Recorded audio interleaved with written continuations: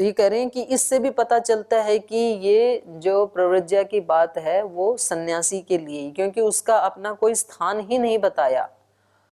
सन्यासी नस्तु, सन्यासी के लिए क्या कहा, तेह स्म पुत्रैष्णायाश्च वित्तैष्णायाश्च लोकैष्णायाश्च व्युत्थाय अथ भिक्षाचर्यम चरन्ति। तो बृहदारण्यक में उसके लिए तो विधान ये कहा है कि इन तीनों ऐष्णाओं से ऊपर उठ करके और सन्यासी क्या करे, भिक्षाचर्यम चरन्ति, वो भिक्षा का आचरण करे। मतलब उसका कोई घर हो, कहीं उस घर में किचन हो, फिर उसमें कोई गैस स्टोव हो तब तो खाना बनाए, ऐसा उसके पास कुछ है ही नहीं, इसलिए क्या करे, वो भिक्षा मांग के खाए। लेकिन भिक्षा कितनी मांगे, जितने में उसका गुजारा चल जाए, ऐसा विधान किया है। ते निवृत्त कामः त्यक्त गृहाः संतो भिक्षाचारिणो भवन्ति, न हि इत्थं विधानम अन्येषाम् आश्रमाणां क्वचित् विधीयते, तत् एतत्तु संन्यास आश्रमस्य एव अपूर्व विधानम। तो बोले ये जो भिक्षाचरण का यहाँ पर विधान किया है तो ये किन के लिए है, ये उनके लिए है, ये ये निवृत्त कामः, जिनकी कामनाएं निवृत्त हो गई हैं, त्यक्त गृहाः, जिन्होंने अपने घर आदि का त्याग कर दिया है, त्यक्त गृहा संतो, अपने घर का त्याग करते हुए, भिक्षाचारिणो भवन्ति, भिक्षा मांगते हैं, घूमते हैं। न ही इत्थम विधानम अन्येषाम आश्रमाणाम, माने यद्यपि ब्रह्मचारी के लिए विधान तो है भिक्षा मांगने का, लेकिन वो जिस आश्रम में रहता है उसके आसपास ही भिक्षा मांग सकता है, तो उसका अपना एक रहने का स्थान है। लेकिन सन्यासी का कोई स्थान नहीं है, तो सन्यासी कहाँ भिक्षा मांग सकता है, कहीं भी मांग सकता है, जहां जहां जाए। और सन्यासी के लिए ये विधान है कि उसको एक स्थान के ऊपर नहीं रहना चाहिए, क्योंकि एक स्थान पे रहेगा तो राग द्वेष बनेंगे, और घूमता रहेगा तो हमेशा उत्साह बना रहेगा, नई नई जगह जाएगा, जाते हैं तो लोग आदर सत्कार करते हैं और उसका सम्मान भी करते हैं, तो उसके अंदर भी अच्छे अच्छे भाव पैदा होते हैं, उनको अच्छे अच्छे उपदेश देते हैं।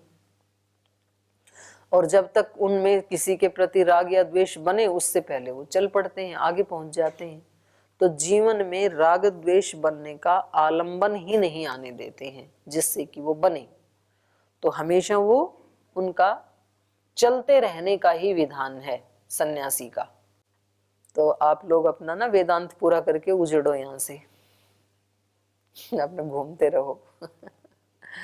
ते निवृत्त कामा त्यक्त गृहा संतो भिक्षाचारिणो भवन्ति, न हि इत्थं विधानम अन्येषाम् आश्रमाणां क्वचित् विधीयते, तत् एतत्तु संन्यास आश्रमस्य एव अपूर्व विधानम।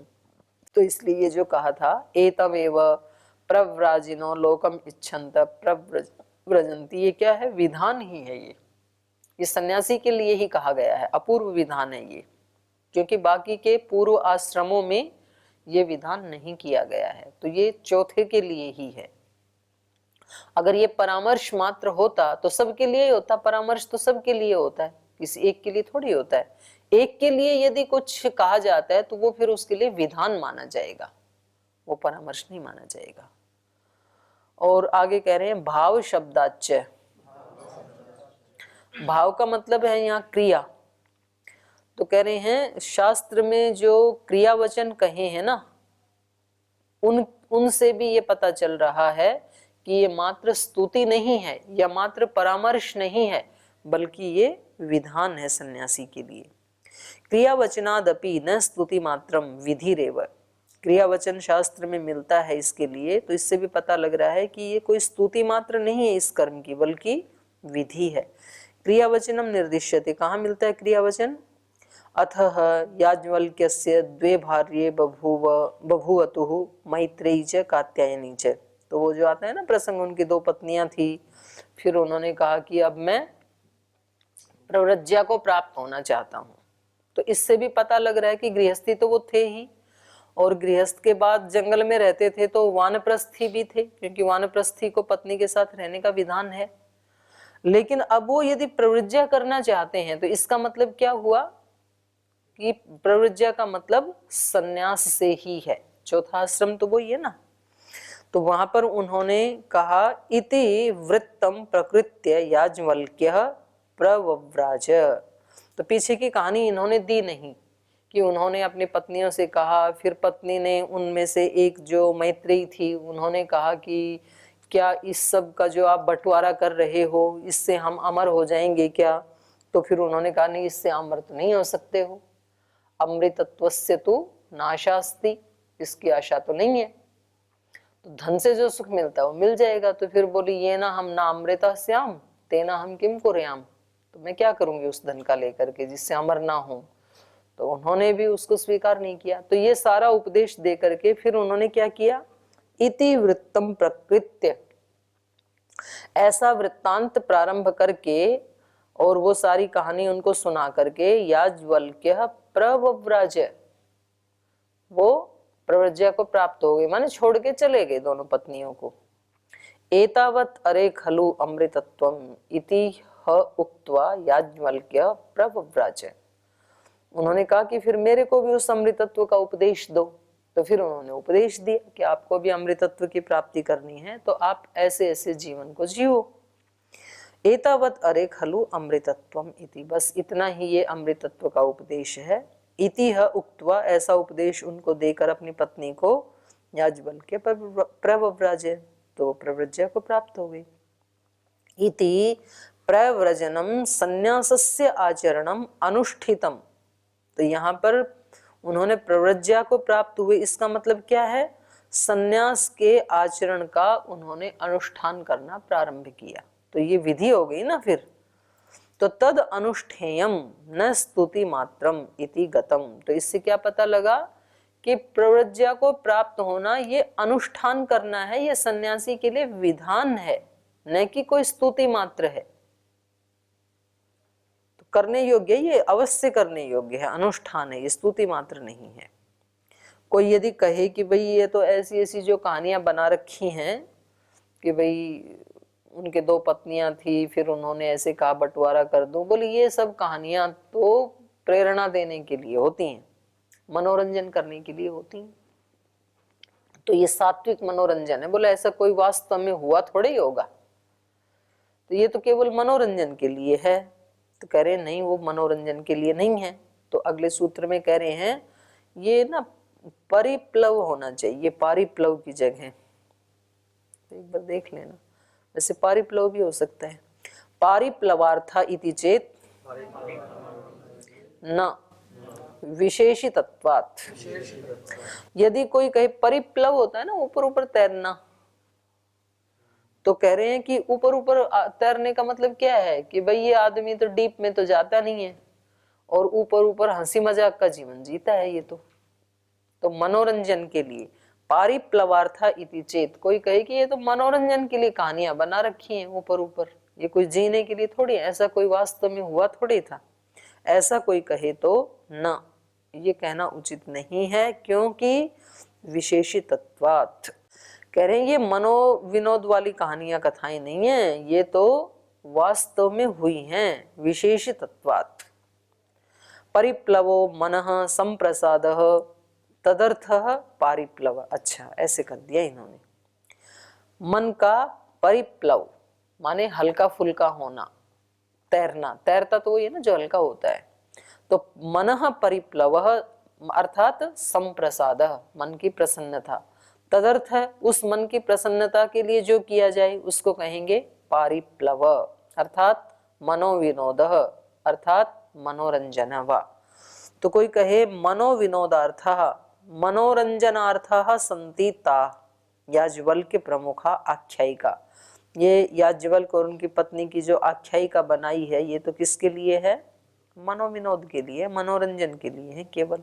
न विद्यर्था इति, इति चेत तर्हि, इति चेत उच्चेत तर्हि, ये कोई विधि नहीं है, ऐसा यदि कोई कहे तो न सम्यक कथनम, ये उसका कथन सम्यक नहीं है। कुतः विशेषितत्वात्, यह खलु पारिप्लवार्था आख्यायिका सन्ति ताः मनुवैवस्वतो राजा इति वृत्तेन विशेष्यन्ते, ये शतपथ ब्राह्मण का वचन है, मनुः वैवस्वतो राजा, करें जो मनोरंजन के जो लिए जो आख्यायिका कहानियां बनाई जाती हैं मनोरंजन के लिए भी, ये ठीक बात है, कहानी बनाई जाती हैं, लेकिन जो मनोरंजन के लिए जो आख्यायिकाएं बनाई है ना, तो उनका तो एक अलग जगह पे विधान किया गया है। तो ये जैसे बड़े याग चलते हैं ना, यज्ञ, तो कुछ कुछ यज्ञ ऐसे जो 1 वर्ष तक चलते हैं, तो उसमें ऐसे विधान किया हुआ है कि भाई वो जो यज्ञ 365 दिन का जो करेगा, तो उसमें हर दिन के लिए एक एक कहानी का विधान किया है, प्रेरणा देने के लिए, मनोरंजन के लिए, कि भाई बहुत गंभीर चिंतन के बाद थोड़ा सा कोई आख्यायिका आदि बना करके उसको हल्का करें, तो उसके लिए एक एक कहानी का विधान है। तो वो 365 कहानियां जो हैं वो शतपथ ब्राह्मण में इतिवृत्तेन विशेष्यन्ते, इतिवृत्त नाम का एक वो चैप्टर ही बना रखा है, तो उनको एक जगह उनका संग्रह कर दिया है।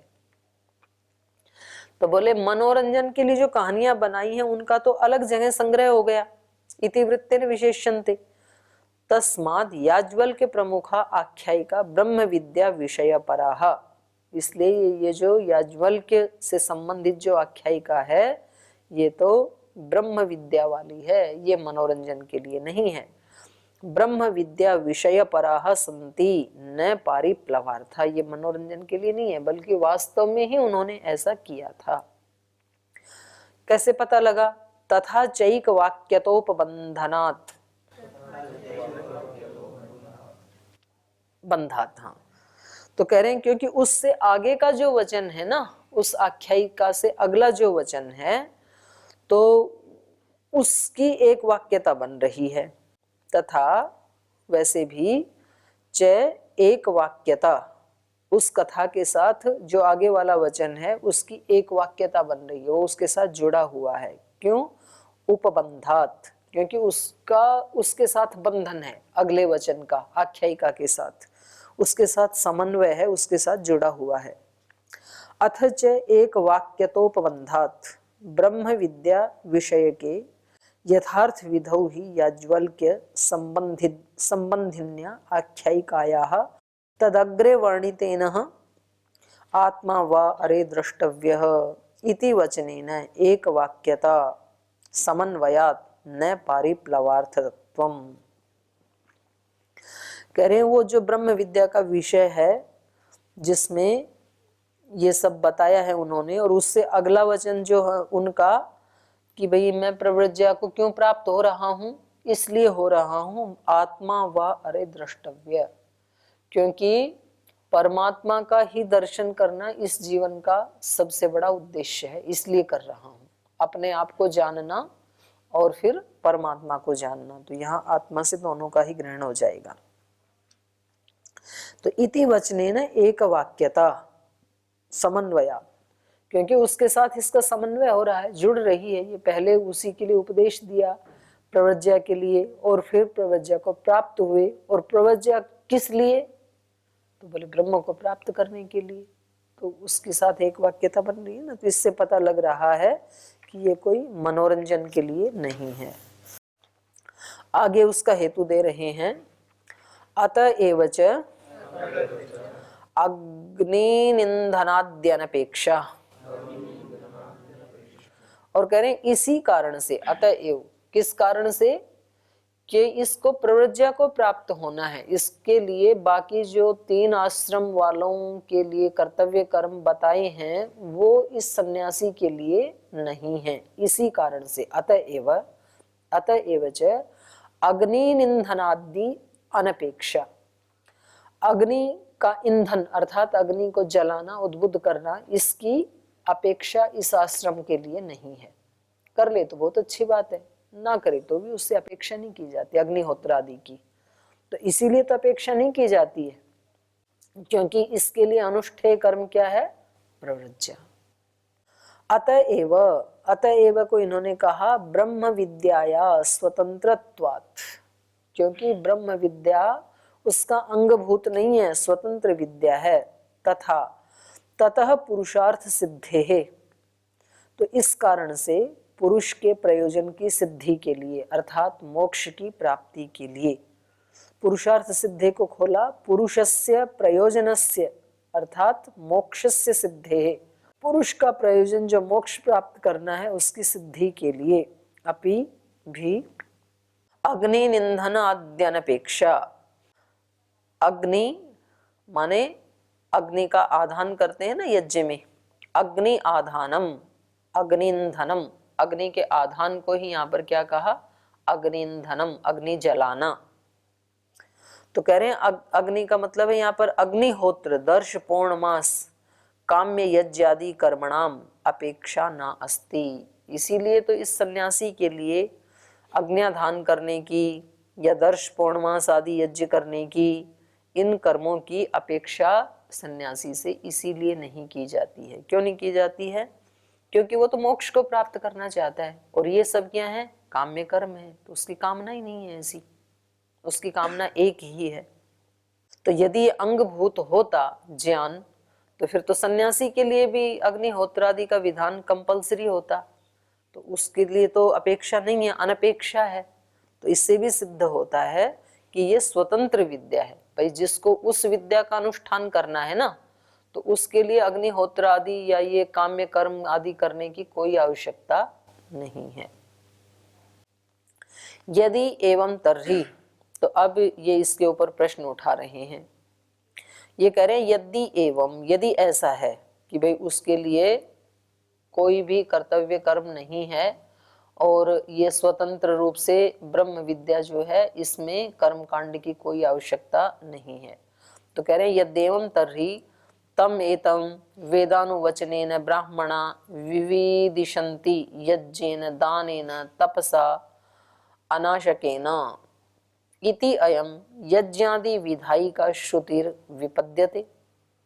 तो कह रहे हैं ये जो बृहदारण्यक में ये जो श्रुति का वचन है वो क्या कहता है, तम एतम वेद अनुवचनेन, उस इस माने उस ब्रह्म को, वेद अनुवचनेन ब्राह्मणा विविदिशन्ति, उस ब्रह्म को जानने के लिए जो ब्राह्मण लोग हैं वो वेद के अनुसार, वेद अनुवचनेन जैसे वेद में कहा है उसके अनुसार विविदिशन्ति जानने की इच्छा करते हैं।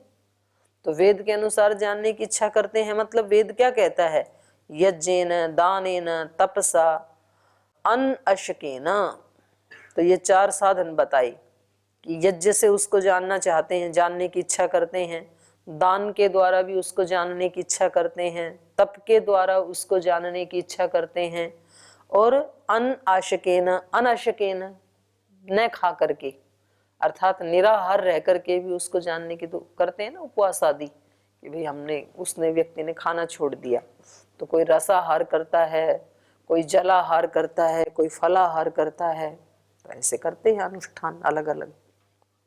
तो कह रहे हैं ये जो चार बताए हैं उस ब्रह्म की प्राप्ति के लिए जो साधन वेद के अनुसार, तो इसमें एक यज्ञ तो सबसे पहले आ गया। तो कह रहे हैं इयम यज्ञादि विधायी का श्रुतिर विपद्यते, तो ये तो फिर नष्ट होने लगेगी ये श्रुति तो, क्योंकि ये यज्ञ करेगा ही नहीं। और यहाँ पर विकल्प नहीं है कि इन चारों में से कोई एक कर ले, जो ब्रह्म को जानना चाहता है वो या तो यज्ञ कर ले या दान कर ले या तप कर ले या निराहार उपवास कर ले, ऐसे कोई ऑप्शन नहीं है यहाँ पर, चारों कंपलसरी हैं इस श्रुति में। उसको यज्ञ भी करना चाहिए, दान भी करना चाहिए, तप भी करना चाहिए और आहार भी उचित मात्रा में ही लेना चाहिए। तो कह रहे हैं यदि इसमें यज्ञ छुड़वा देंगे आप तो फिर ये तो खंडित होने लगेगी और ना ही उसको ब्रह्म की प्राप्ति होगी।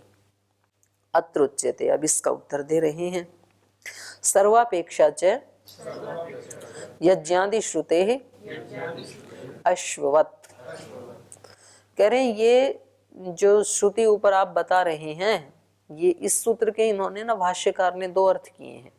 सर्वापेक्षा च, बोले ये तो सबके लिए है, केवल सन्यासी के लिए थोड़ी है ये श्रुति, तो सभी के लिए सामान्य रूप से। यज्ञादि श्रुते अश्ववत, अश्व के समान, अश्व जैसे सबके लिए होता है। तम एतम वेदानुवचनेन ब्राह्मणा विविदिशन्ति यज्ञेन दानेन तपसा अनाशकेन इति यज्ञादि श्रुति वचनात्। तो इसमें जो यज्ञादि का श्रुति वचन है ये सर्वापेक्षा च अश्ववत्, तत्र श्रुति वचने यानि यज्ञादीनि कर्माणि उक्तानि तेषां सर्वेषां अपेक्षा भवतु। तो जितने भी ये चारों कर्म कहे हैं यज्ञादि कर्म, उनका सर्वेषाम अपेक्षा भवतु, तो ये सबके लिए है, वो तो सबकी अपेक्षा, सबके साथ के प्रति अपेक्षा है इन कर्मों की। कैसे? अश्ववत यथा अश्वस्य साधनाय प्रथमं नियंत्रण कर्माणि अपेक्षन्ते न सिद्धे अश्वे। बोले जैसे किसी अश्व को साधना है, घोड़े को हिलाते हैं ना, जो बच्चा है, तो जैसे अपने योगग्राम में भी हिलाते थे उनको, तो जो छोटे बच्चे किसी एक व्यक्ति को उसके ऊपर बिठा के फिर एक उसको पकड़ के आगे चलता है। नहीं तो शुरू शुरू में वो किसी को बिठाता ही नहीं है, फेंक डालेगा किसी को, वो तोड़ दी कईयों की हड्डी। तो उसको हिलाया जाता है, उसको रोज ट्रेनिंग दी जाती है। यथा अश्वस्य साधनाय, अश्व को साधने के लिए माने उसको घुड़सवारी के योग्य बनाने के लिए प्रथमम नियंत्रण कर्माण्यपेक्षन्ते, उसको नियंत्रण करने के जो जो भी कर्म हो सकते हैं, उसके नाक में रस्सी डालना, उसको धीरे धीरे चलना सिखाना, उसकी रस्सी को इधर खींचे तो इधर मुड़ा करे, इधर वाली खींचे तो इधर, तो ये सारे साधन है ना, तो ये सारों की अपेक्षा होती है। लेकिन जब वो सिद्ध हो गया, न सिद्धे अश्वे, जब अश्व सिद्ध हो गया तो इन सारे कर्मों की आवश्यकता नहीं है। तो कह रहे हैं तथा, वैसे ही यहां पर भी तथा यावत विद्वान न स्यात्, जब तक कोई मनुष्य विद्वान ना हो जाए, विद्वान का मतलब है योगी ना हो जाए, सब चीजों को ठीक ठीक से जान ना ले, तब तक उसके लिए ये सारे कर्मों का अनुष्ठान करना आवश्यक है। यज्ञ भी करना चाहिए, दान भी, तप भी। लेकिन जब कोई पूरा विद्वान बन गया तो कोई आवश्यकता नहीं है फिर। तथा यावत विद्वान न स्यात् तावत तत्र श्रुतौ प्रतिपादितानि यज्ञादि कर्माणि अपेक्षते जनः। तो यज्ञादि का जो विधान किया है ये तब तक ही अपेक्षित है लोगों के लिए जब तक कि वो विद्वान न बन जाए। विद्वान का मतलब है यहाँ पर आत्म साक्षात्कार जिसने कर लिया, योगी जो बन गया, तब तक। न पश्चात उत्पन्नायाम विद्यायाम फल सिद्धिम प्रति, तो जब उसने फल सिद्धि को प्राप्त कर लिया तो फल सिद्धिम प्रति, फल सिद्धि के लिए पश्चात उत्पन्नायाम विद्यायाम, विद्यायाम उत्पन्नायाम पश्चात, विद्या जब उत्पन्न हो गई, ज्ञान उत्पन्न हो गया, विवेक उत्पन्न हो गया, तो फिर फल सिद्धि के लिए उसको ये सब करने की आवश्यकता नहीं है, क्योंकि फल मिल ही गया उसको, विवेक उत्पन्न हो ही गया, तो फिर ये सब यज्ञ आदि करने की आवश्यकता नहीं है। इन्होंने कहा था ना कि यज्ञ आदि नहीं करेगा तो श्रुति का नाश होने लगेगा, व्यर्थ होने लगेगी श्रुति। बोले व्यर्थ क्यों होगी? जब तक विद्वान नहीं बना है तब तक करना चाहिए, और जब विद्वान बन जाएगा तो नहीं करेगा। तो प्रवर्ज्या को प्राप्त होना ही तब चाहिए जब वो विद्वान बन जाए, और यदि पहले हो गए तो फिर अब उसका अनुष्ठान करना है। और जब तक नहीं वो स्थिति आती है हमारी कि हम सब कर्म कांड मात्र से ऊपर उठ गए, तो तब तक तो फिर अनुष्ठान करना चाहिए, फिर छोड़ना नहीं चाहिए। तो इसलिए कह रहे हैं तथा यावत विद्वान न स्यात् तावत तत्र श्रुतौ प्रतिपादितानि यज्ञादि कर्माणि अपेक्षते जन न पश्चात उत्पन्नायाम विद्यायाम फल सिद्धिम प्रति तत्र श्रुतौ स्पष्टम ही एतत्, क्योंकि उस श्रुति में ये स्पष्ट ही कहा है तम एतम, इस ब्रह्म को जानने के लिए, तम एतम वेदानुवचनेन ब्राह्मणा विविदिशन्ति। तो कह रहे हैं तम सर्वेशानम ब्रह्मात्मानम ज्ञातुम इच्छन्ति, उन सारे कर्मों से वो क्या चाहता है? उस ब्रह्म को जानना चाहता है यज्ञ तप आदि के द्वारा। तम एतम विविदिशन्ति, तम सर्वेशानम, सबका जो ईश है, जो ब्रह्म है, उसको तो जानने की इच्छा करता है ना। तो तस्माद् विद्यायाः स्वातंत्र्यम एवं न कर्मांगत्वम, क्योंकि इन साधनों से ब्रह्म को जानना है, और ब्रह्म को यदि उसने जान लिया तो फिर इन साधनों की आवश्यकता नहीं है। तो अंग नहीं है ना ये, उसका मतलब गुण नहीं है ना ये विद्या। तस्माद् विद्याया स्वातंत्र्यम एवं न कर्मांगत्वम। अब इसका दूसरा अर्थ कर रहे हैं, अथ अन्यो व्याख्या मार्गः, वो कह रहे हैं यज्ञादि श्रुतेः तम एतम वेदानुवचनेन इति यज्ञादि श्रुति वचनस्य सर्वापेक्षा च, तो सर्वापेक्षा का अर्थ यहाँ पर इन्होंने दूसरा कर दिया, सर्वेभ्य आश्रमेभ्यो अपेक्षा च सर्वाश्रम अनुष्ठान विधायिका श्रुति ऐसा आवश्यकीया। तो पहले में तो ये था कि भाई सन्यासी के लिए हैं ये चारों, लेकिन तब तक है जब तक कि वो विद्वान ना बन जाए। और यहाँ सर्वापेक्षा का अर्थ क्या कर रहे हैं, ये सब आश्रम वालों के लिए अपेक्षित है, केवल सन्यासी के लिए नहीं। सर्वेषाम आश्रमाणाम अनुष्ठेयानि पृथक पृथक अत्र वर्णन्ते, बोले ये चारों आश्रमों के लिए इसका अलग अलग अनुष्ठान बताया है। यज्ञ किसके लिए, गृहस्थ के लिए, दान किसके लिए, वानप्रस्थी के लिए, तपस्या ब्रह्मचारी के लिए, और निराहार रहना सन्यासी के लिए। तो सन्यासी को ज्यादा नहीं खाना है। चत्वारि खलु अनुष्ठेयानि, चत्वारो ही आश्रमा सन्ति, चार ही आश्रम है, तत्र एकैकस्य एकैकम अनुष्ठेयम वर्ण्यते, यहाँ ऐ की मात्रा लगा लो, तत्र एकैकस्य है ना, तो कई कै के ऊपर ऐ की मात्रा लगा लीजिए। एक एक के लिए एक एक का अनुष्ठान यहाँ पर वर्णित किया गया है। वेदानुवचनम माने वेद का प्रवचन जो है वो संन्यासस्य, वेद प्रवचनम संन्यासस्य, वेद का प्रवचन करना ये किसके लिए है, सन्यासी के लिए, अल्प विराम लगा लीजिए यहाँ। यज्ञों गृहस्थस्य, यहाँ भी अल्प विराम, यज्ञ करना ये गृहस्थी के लिए है। दानम वानप्रस्थस्य, दान देना ये वानप्रस्थी के लिए है, दान देना गृहस्थी के लिए है। और दान देना वानप्रस्थस्य, तो दाता, हाँ ये आगे उसका वो प्रमाण दे रहे हैं, तो हो गए ना चारों। सन्यासी के लिए क्या है, वेद प्रवचन, ये इस पंक्ति का अर्थ कर रहे हैं चारों आश्रम वालों के लिए।